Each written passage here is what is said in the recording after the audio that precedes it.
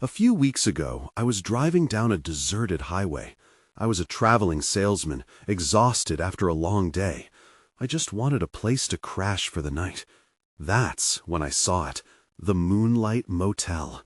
The neon sign flickered above me, casting eerie shadows. It looked creepy, but I was too tired to care.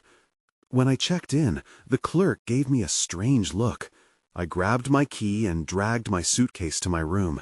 It was small, with mismatched furniture. I thought maybe I could sleep for a couple hours. The first night, I heard scratching sounds coming from the wall next door. At first, I dismissed it as old building noises, but something about it felt wrong. It was too deliberate. My heart raced as I lay there. I told myself it was nothing, but I kept listening. By the second night, I was on edge. I needed to sleep. I stepped into the hallway to clear my head and saw a woman. She looked disheveled and scared. "Please help me," she whispered. I reached out, but before I could react, she vanished. I stood frozen, glancing around. Where could she have gone? Was I imagining her? That night, the scratching got louder, almost like it was trying to tell me something. I wanted to ignore it, but I couldn't. It felt like something was lingering, waiting for me. On the third night, I noticed a child's toy on the dresser. It had not been there before. A frayed doll with one button eye sat beside it. I picked it up, chills running down my spine. Who had placed it there? My stomach twisted as I stared at the doll. It felt like it was watching me. I tried to convince myself that it was just a coincidence, but as the hours passed, I couldn't shake the feeling of being watched. I felt as if the room was full of heavy memories, memories of past guests. I felt trapped, like they were hovering around me. The next morning, I checked out. I wanted to put the whole experience behind me, but doubts started to creep in. Was the woman real? And what about the scratching? I didn't want to think about the toys. Did I pick them up, or were they left behind? As I drove away, I glanced back at the Moonlight Motel. The place looked so normal, but inside me, a sense of dread brewed. My heart pounded harder with every passing moment.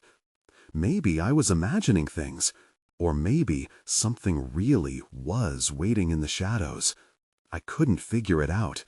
The feeling of being followed stayed with me long after I left. I often wonder if I was truly alone there. Who was that woman? What really happened in my room? Or was the motel itself hiding secrets? I still think about it.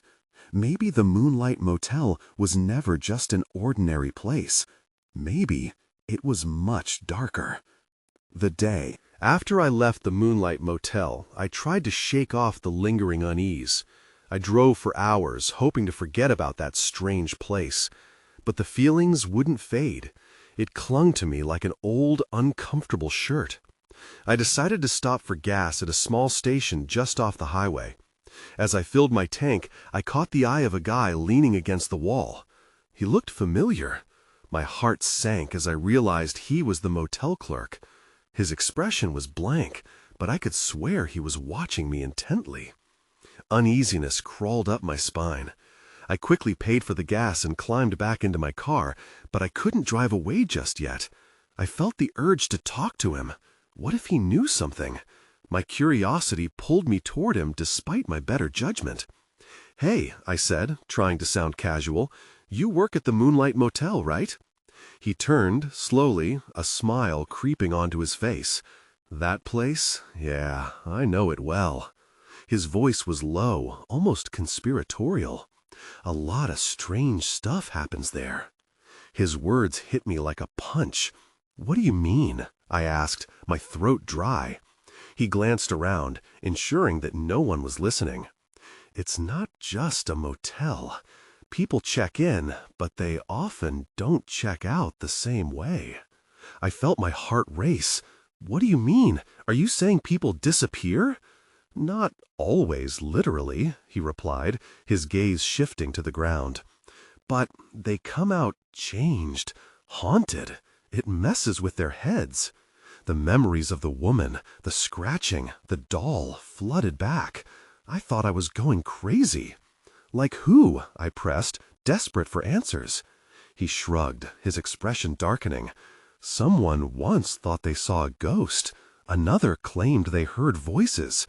A family left a child's toy behind, just like what you found, and that was just last month. Ice coursed through my veins. And the woman, did you see her? Did she check in? He paused, his body tense. Some guests see things, some don't, but there's always something there. I wanted to press for more, but a chill swept over me.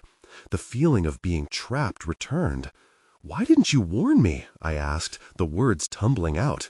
He shook his head. It's a choice you have to make. Some go back. Some never want to see it again. He took a step back, the smirk fading from his lips. I'd say you made the right choice by leaving. My instincts screamed for me to get out of there. Thanks for the heads up, I managed to say before turning away. As I climbed into my car, the clerk's eyes bored into me like dark holes. I drove off feeling more anxious than before. The nagging thought that the motel still had a hold on me wouldn't leave my mind. That night, I lay in my hotel room trying to sleep, but all I could were whispers in the darkness, the wall scratching from next door returning like a familiar nightmare.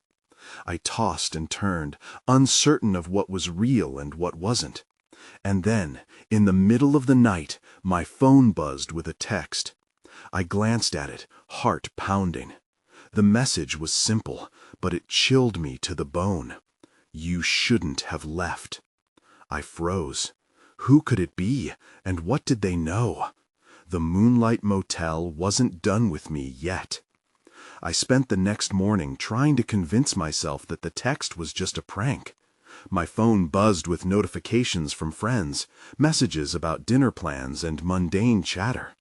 But I couldn't bring myself to respond. I needed clarity. I needed answers. After a restless day, I decided to investigate.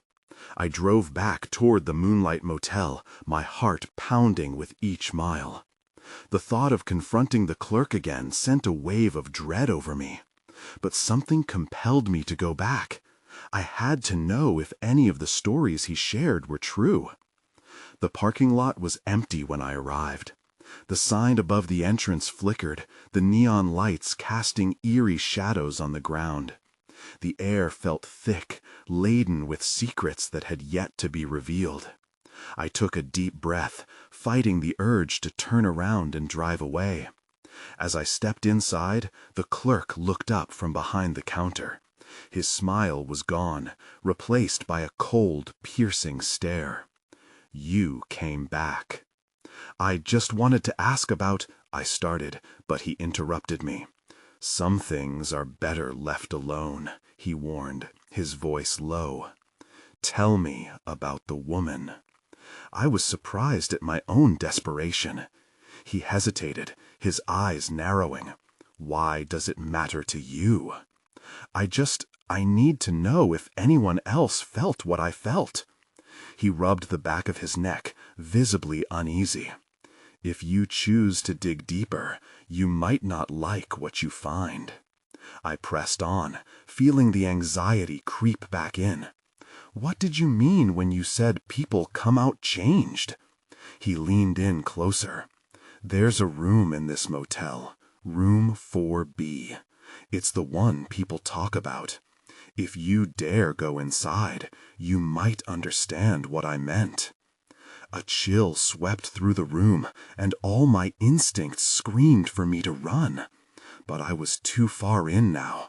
I want to see it. He shook his head slowly, like he was watching a car crash in slow motion. You think you can just walk in and leave? It doesn't work that way. Once you've been invited in, the place leaves a mark on you.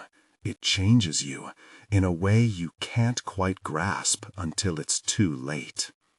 Waves of uncertainty crashed within me, but the urge to confront this head-on was overpowering. Show me, I said firmly. He looked at me with a mixture of pity and regret. Then, without another word, he led me down an eerie corridor. The flickering fluorescent lights buzzed above us. My heart raced as we approached room 4B. The clerk stopped in front of the door, inhaling deeply. "You go in, but you might not come out the same." I reached for the doorknob, feeling a strange warmth emanating from it. Just then, something caught my eye in the distance. A shadow moved behind the far end of the hall. My heart leapt, and I hesitated. "Just go," he urged, his voice no longer calm, "before it's too late." Before I could think it through, I twisted the knob and stepped inside. The door swung shut behind me with a resounding thud. That's when I saw it. Something small and dark sat on the floor right in front of me. A familiar doll with cracked porcelain skin, its eyes staring back at me blankly. A sickening wave of realization washed over me, pulling me deeper into the nightmare I thought I had escaped. The walls around me whispered secrets I wasn't ready to hear, and I knew right then that I had crossed a line from which there was no return. I took a cautious step into room 4B, adrenaline coursing through my veins. The air felt different here, charged and cluttered with unspoken thoughts. The doll lay there, its cracked features illuminated by the dim light. I couldn't shake the feeling that it had been waiting for me. I knelt down and picked it up, feeling the smooth porcelain against my palms. Its glassy eyes seemed to follow me. Memories flooded back, nights spent in similar motels, each with their own oddities. But this felt different. This wasn't just a strange place, it was a vortex of secrets. As I examined the doll, I noticed a faded tag sewn into its dress.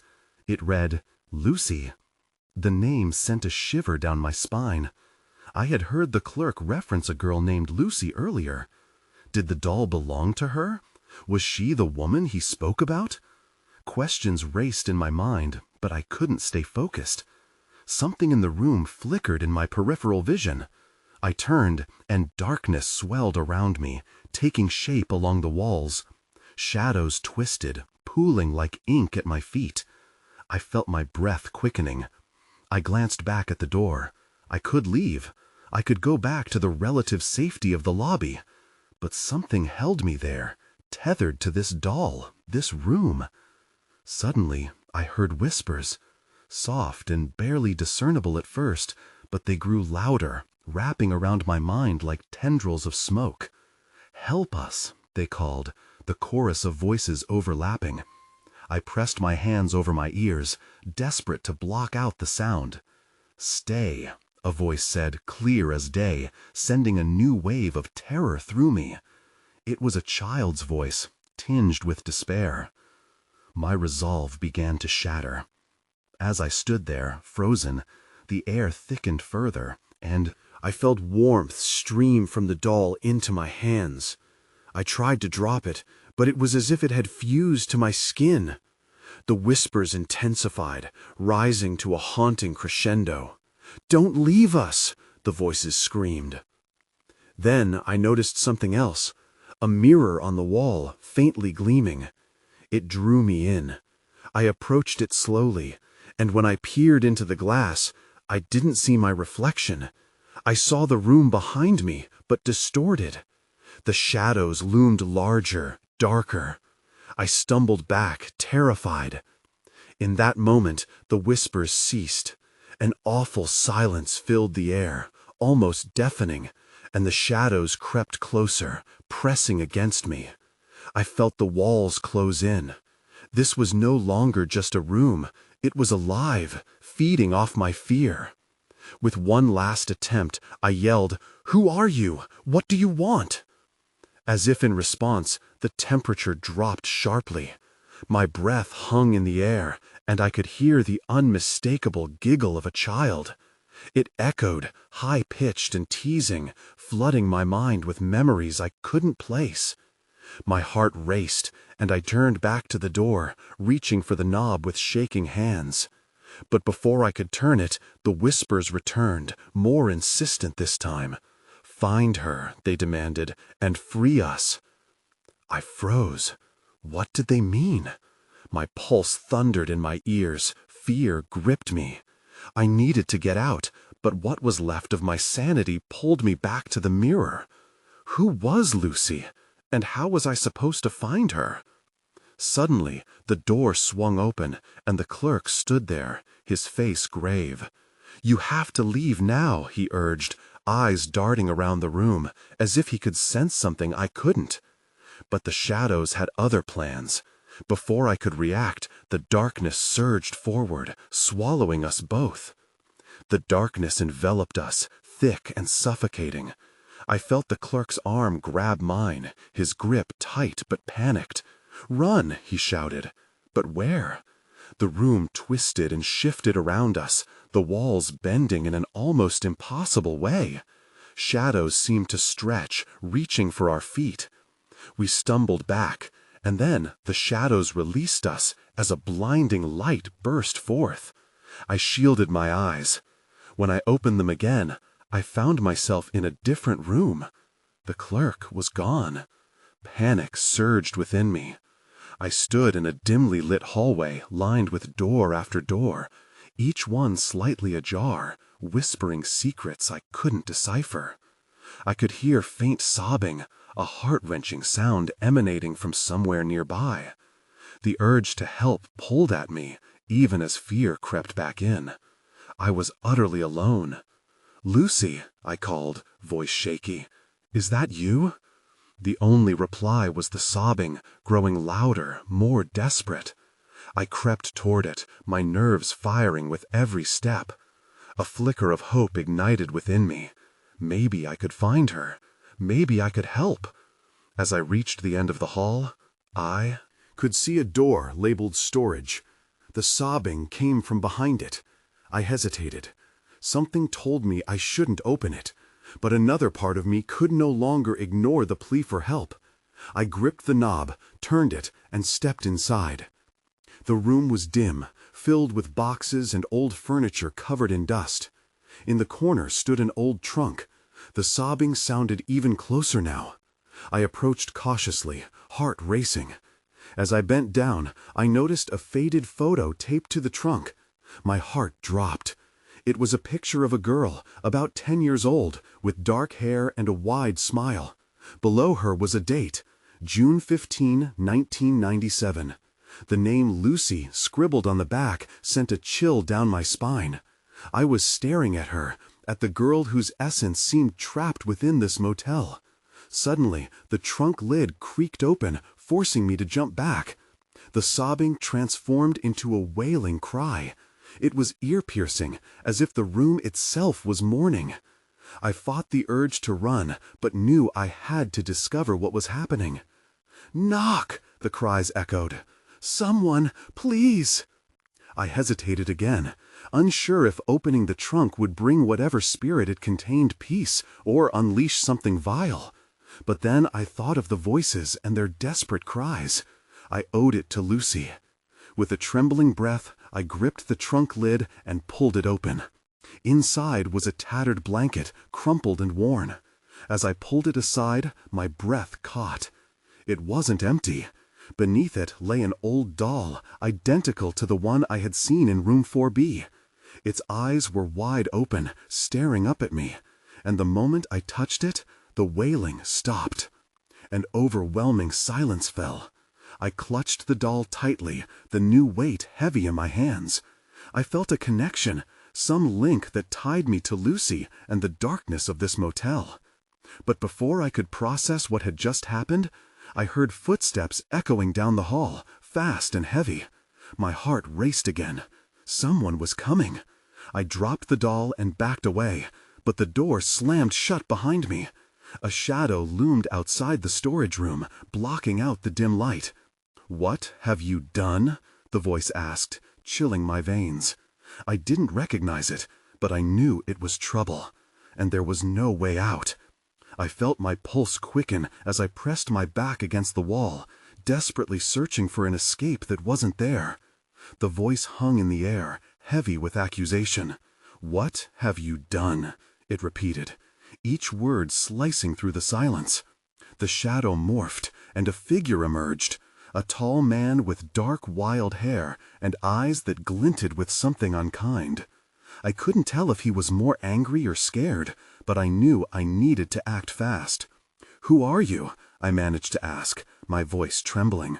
He stepped closer, the space between us charged with tension. "You shouldn't have touched it," he hissed, gesturing toward the trunk as if it was a hornet's nest. "You have no idea what you've unleashed." I glanced behind me at the doll, its innocent expression suddenly disturbing in this context. "I'm just trying to help," I said, fighting back the urge to scream. "Help?" the man scoffed, stepping into the dim light. His face was pale, taut with fear. "You've set her free." His words sent chills down my spine. "Her? Lucy?" A flicker of something crossed his face. Regret? Guilt? "You don't understand. This isn't just about her. You've invited darkness into this place, and it won't stop until it takes what it wants." The sobbing started again, louder this time, echoing off the walls like a haunting choir. I felt trapped in a never-ending loop, the weight of the doll still heavy in my hand. I steadied myself. "What do you mean? What darkness?" The man hesitated, fear knitting his brow. "Do you know what happened to Lucy? Her parents, they locked her away. They thought she was bad, a curse." My heart ached for the girl in the photo. "Nobody deserves that." He nodded, eyes narrowing. "That's just it. She was never a curse, until they made her one. And now—" Before he could finish, the trunk began to shake as if something was trying to burst out. The doll rattled in my grip, and I felt a surge of energy as the wailing morphed into something darker. It shook through the walls, vibrating the air. "Get away from the trunk!" the man shouted, but it was too late. A chilling mist poured out, swirling around the room. I stumbled backward, my instinct screaming at me to run. Just as the mist coalesced into a figure, I caught a glimpse of something terrifying. It was a face, a distorted, twisted version of Lucy's smiling face. I couldn't look away, but I knew I had to escape. Out of nowhere, the door flung open, and I darted past the man, instinctively heading for the nearest exit. Behind me, I heard him yell, "You brought this on yourself!" I didn't stop. I barreled through hallways and past indifferent doors, chasing the flicker of light I hoped led to safety. Heavy footsteps followed me, the sounds echoing, mixing with the chilling cries. I burst through the entrance to the motel, throwing myself outside into the cool night air, gasping for breath. I didn't feel safe yet. I turned to look back at the entrance, which loomed ominously behind me. That's when I saw it.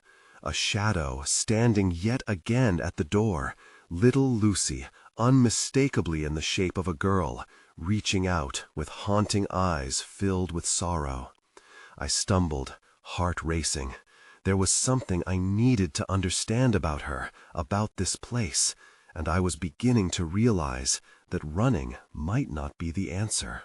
I turned, backing away slowly as Lucy's figure loomed closer.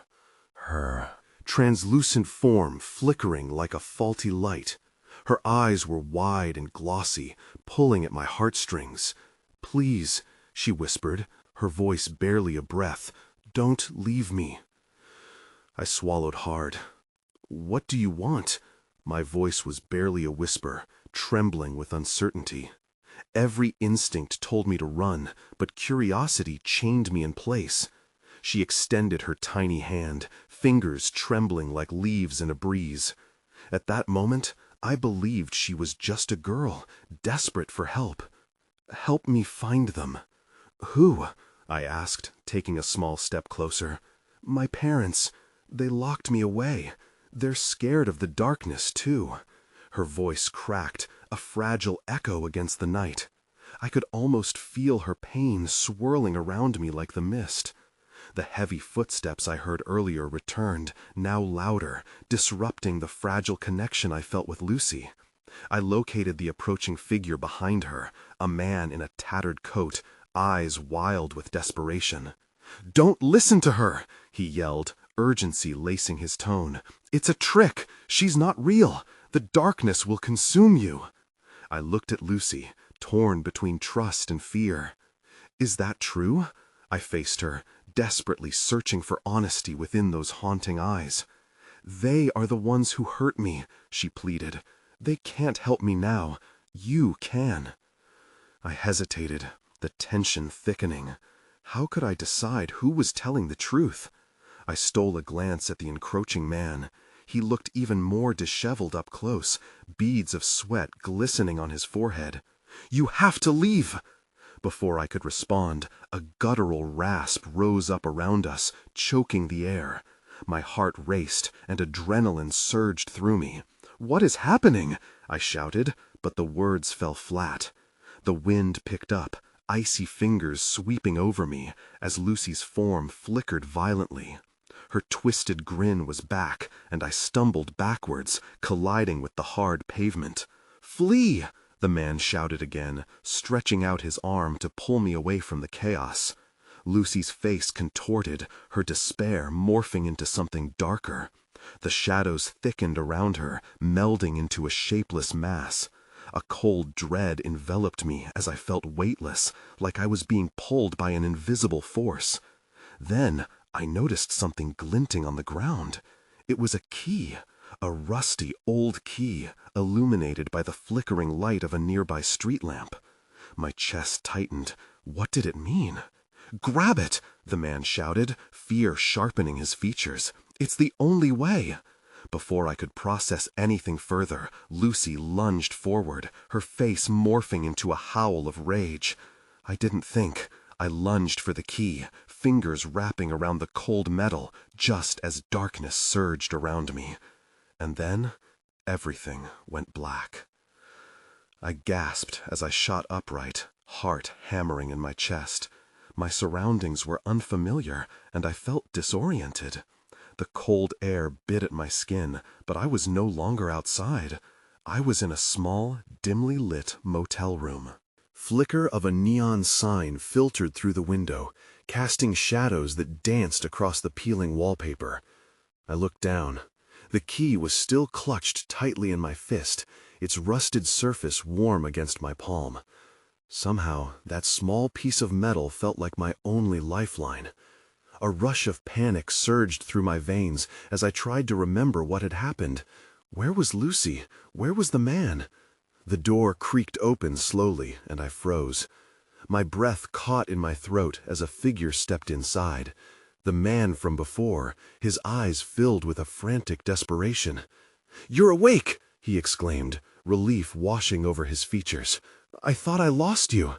"What happened?" My voice was shaky, still grappling with the surreal events that had unfolded. "Where is Lucy?"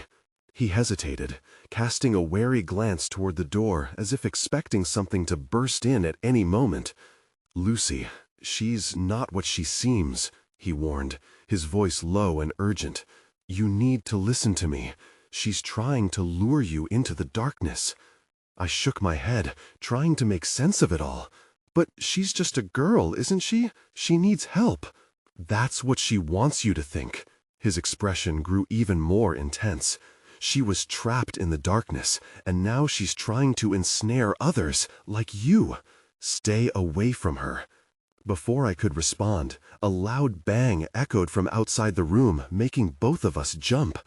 The sound of shattering glass sent a fresh wave of adrenaline through me. My instinct screamed for me to flee, but I felt rooted to the spot, curiosity grappling for control. "What was that?" I asked, my voice rising in pitch. "We have to go now." He barely finished the sentence before he darted to the door, peeking out into the hallway. "They're coming for you." "Who?" Standing beside him, I squinted through the crack, hoping to catch a glimpse of whatever threat lurked beyond. My mind raced with possibilities, but the shadows in the hall felt alive, swirling with an unsettling energy. Then I noticed a shadow flickering by the far end of the hallway. It was a figure, tall, dark, and ethereal. A chill crept up my spine as I recognized the silhouette. "Lucy!" I gasped, surprise mingling with dread. "No!" the man shouted, slamming the door shut. "We have to go, now!" I was torn. Part of me wanted to confront her, to understand her more deeply, but another part screamed that danger was close by, and that part was growing louder every second. "Where do we go?" I asked, heart racing, feeling the weight of the key in my pocket like it was now on fire.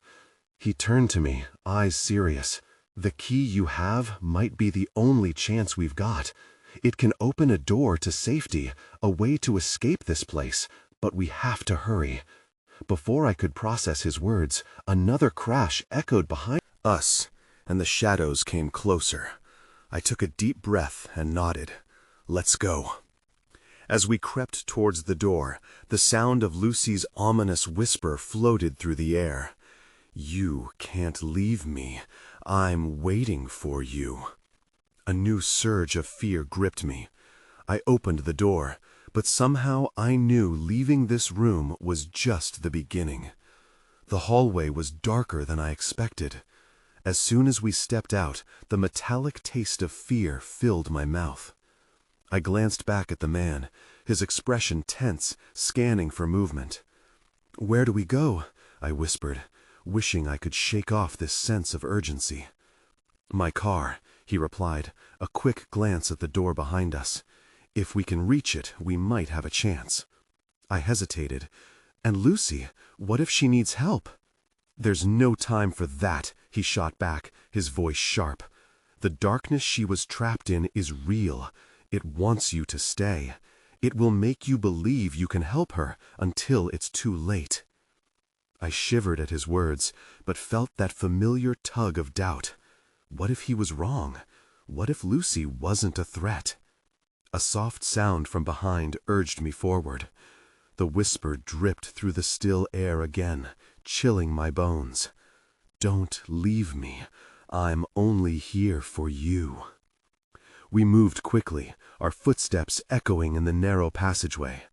I could feel the key in my pocket, its weight somehow more significant with each step. I flinched every time a floorboard creaked beneath me.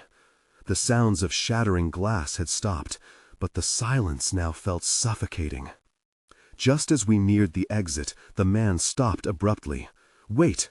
He grabbed my arm, his grip firm. "We have to check for any other entrances. They'll be looking for us." I bit my lip, anxiety tightening in my chest. But I nodded, stifling the urge to rush out into the night. We crouched by a door marked with peeling paint and rusted hinges. His eyes met mine, searching for an affirmation. If there's a way out, we need to find it. Swallowing my fear, I nodded again. He gripped the handle, turning it gently. The door creaked open, revealing a tiny storage room loaded with junk. Old chairs, empty boxes, and cobwebs draped like curtains. My heart raced as I joined him inside. I felt trapped again. "Nothing here," he muttered, frustration creasing his brow. But that's when I spotted something in the corner. A tiny window, almost hidden behind a stack of boxes. It was my only chance to see what lay beyond. "Can we get out through there?" He moved closer, inspecting it. "It's a long shot, but better than nothing." As he fumbled with the latch, my breath hitched. That's when I heard the unmistakable sound of footsteps approaching. Heavy, deliberate, and too close for comfort. "Now!" I hissed, but it was too late. The door to the storage room burst open, revealing a dark figure silhouetted in the flickering fluorescent light. I breathed out, relief intermingling with dread. Her smile was wide, almost predatory. "You didn't think you could leave without saying goodbye, did you?" I felt the air shift as the man moved, instinct taking over. He shoved me behind him. "Get ready!" Then everything went dark. I blanked, disoriented as the world came back into focus. The storage room had vanished, and instead I found myself in another dimly lit corridor, the air thick with must and dread. The man was gone, and I was alone once again, except for the echo of Lucy's haunting voice still reverberating through my mind. "Help me," she called, but it was no longer a voice of innocence. It twisted in my ears, merging with the darkness that seemed to grow heavier with each passing moment. Panic surged through me. Had it all been a trick, a trap designed to ensnare me? I staggered back against the wall, my heart racing. The hallway stretched on endlessly, illuminated by flickering lights that buzzed overhead. I had no idea which way to go. I fumbled in my pocket for the key, its cold metal a reminder of the choices that brought me here. Somehow, I felt it was my only hope. As I took a tentative step forward, I spotted something glimmering at the far end of the corridor. Another door, seemingly different from the rest. The air around it felt lighter, untouched by the darkness that lingered elsewhere. A flicker of hope ignited within me. This could be my way out. But as I approached, whispers began to circle me once more, swirling in a chaotic rhythm. "Stay with us," they lured in unison, growing louder and more urgent, drowning out my thoughts. Chills pricked my skin. "You are part of us now." "No!" I shouted, forcing the words out as I pressed forward, driven by the prospect of freedom. With the key in hand, I reached the door, trembling. Would it lead me to safety or deeper into the abyss? I took a deep breath and inserted the key into the lock, my heart racing as I turned it. The door creaked open to reveal a blinding light that pierced the oppressive darkness.